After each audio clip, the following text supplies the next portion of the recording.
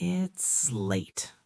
Not a little tired late, but the kind of late where everything is quiet enough for your thoughts to get loud.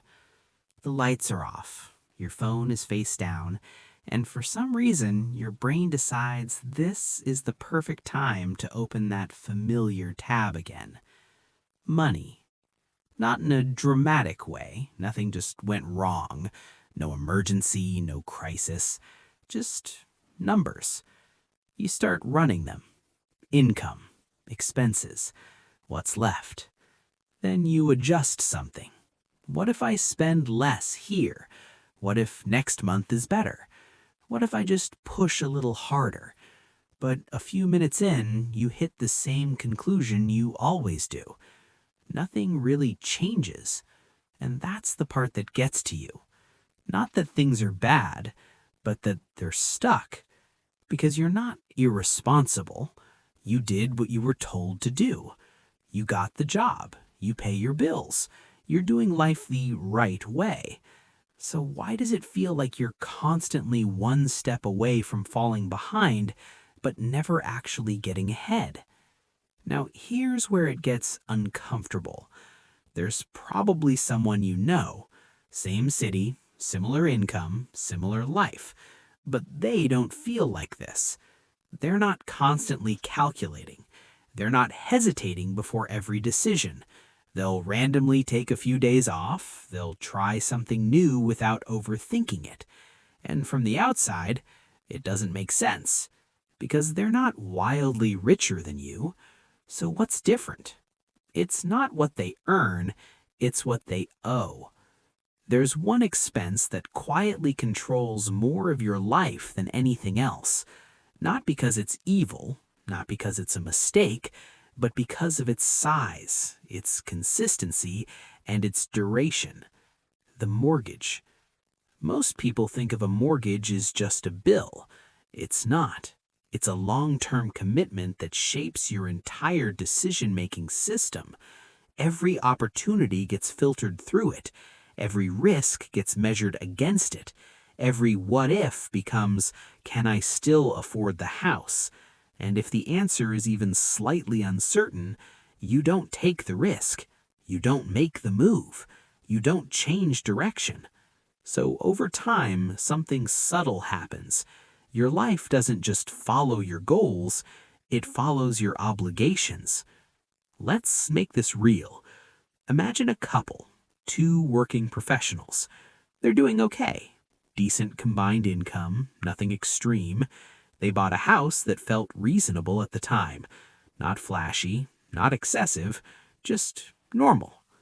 Now fast forward a few years. Their income comes in and almost immediately starts disappearing. Housing, transportation, food, insurance, utilities. By the time everything is covered, there's barely anything left. Not because they're careless, but because modern life is expensive in ways that don't feel optional. So every month becomes a balancing act. Not failing, but not progressing either. Now here's the key part. Every decision they make starts running through one silent question in the background. Can we still afford the house? And that question changes everything. It changes how you think about your job.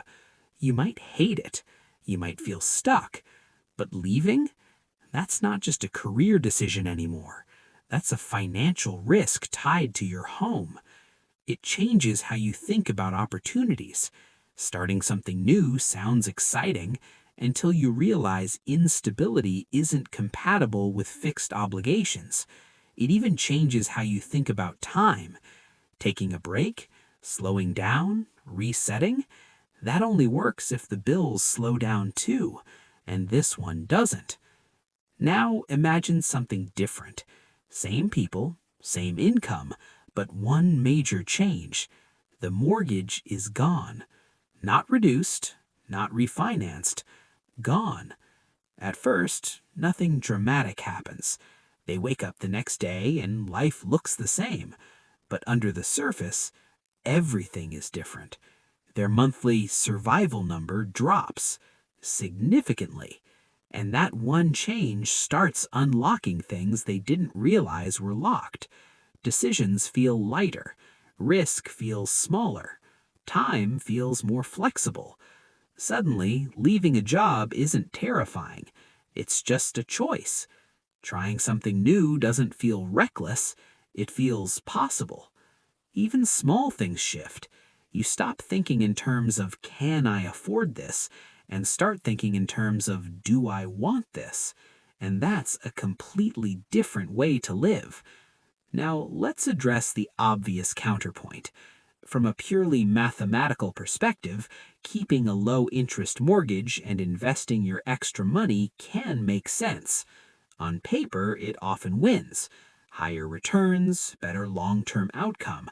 But real life isn't lived on paper, because that strategy assumes a very specific thing, that you will consistently invest the difference for years without getting distracted, without lifestyle creep, and without panic during downturns. Most people don't do that, not because they're lazy, but because behavior is harder than math. And there's another factor spreadsheets ignore: stress. Carrying large, long-term debt changes how you think. It affects your decisions, your risk tolerance, even your mental clarity. When that weight disappears, it's not just your financials that improve, it's your capacity to think clearly. People who eliminate major debts report something unexpected. It's not excitement. It's not even happiness. It's quiet, a kind of mental silence, like background noise that's been there for years suddenly stops. And once you feel that, you realize how much it was affecting you the entire time. Now, let's be real again. Owning your home outright doesn't mean life is free. There are still costs. Maintenance doesn't disappear. Taxes don't disappear. Unexpected repairs definitely don't disappear. But the difference? Massive. Because instead of a large, fixed, unavoidable payment, you're dealing with smaller, more manageable ones. And that gap, over time, becomes powerful. Not just financially, but psychologically. So this isn't really about a house. It's about control. Control over your time, control over your decisions, control over the direction of your life. And that late night calculation you keep running, the one where nothing quite works out, that loop doesn't last forever. But the people who escape it sooner aren't always the ones who make the most money. They're the ones who understood something earlier, that reducing obligations can be just as powerful as increasing income. Because at some point, freedom isn't about earning more, it's about needing less. And when you finally reach that point, you don't just change your finances, you change your life.